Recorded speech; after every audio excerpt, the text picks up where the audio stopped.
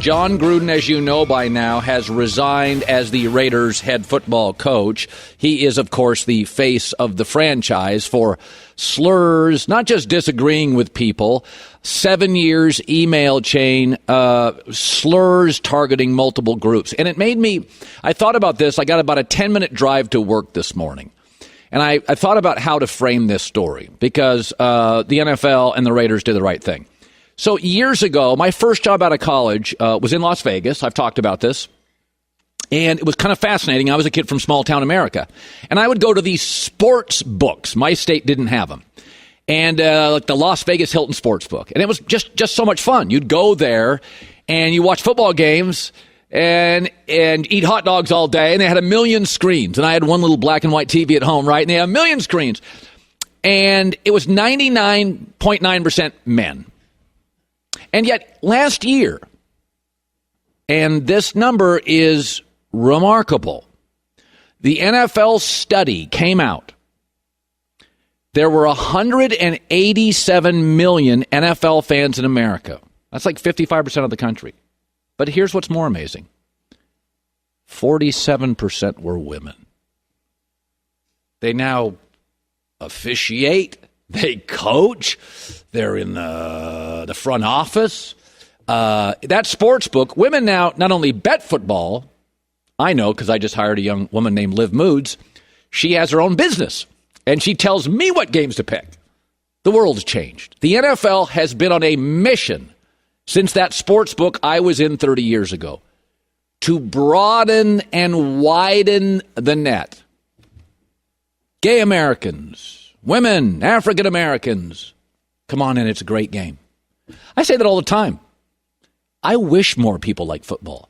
55%, I want everybody to love it because I love talking it and watching it. I'm fascinated. I talk about it all day.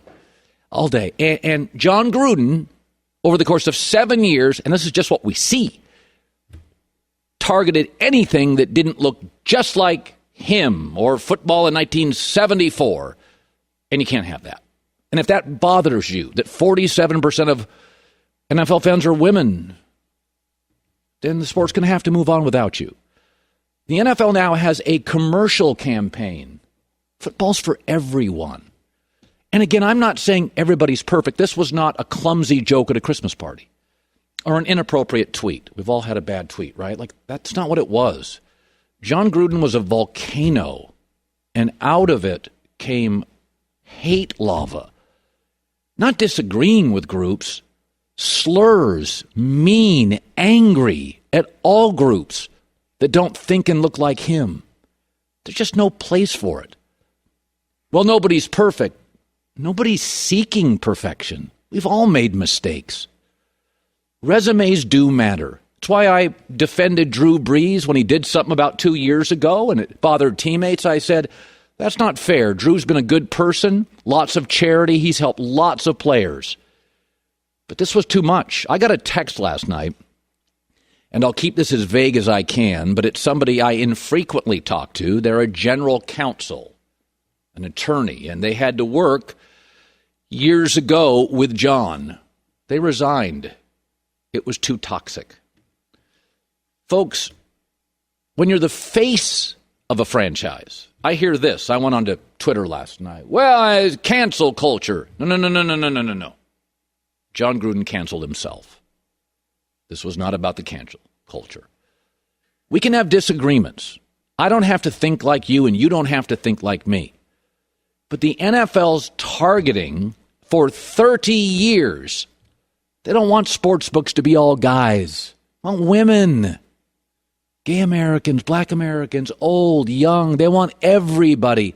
My sister does not like football. In fact, nobody in my family liked football. I don't know why I love it. But Russell Wilson came into the league a few years ago, right? My sister lives in rural Washington State, and she fell in love with Russell Wilson. Not just the game, the person, what he stands for. And now she'll text me every Sunday with green and blue hearts, and she's crazy. And it's like, my sister loves football now. That's the NFL's goal. And that 7 years of ugly emails went against everything the NFL is trying to do.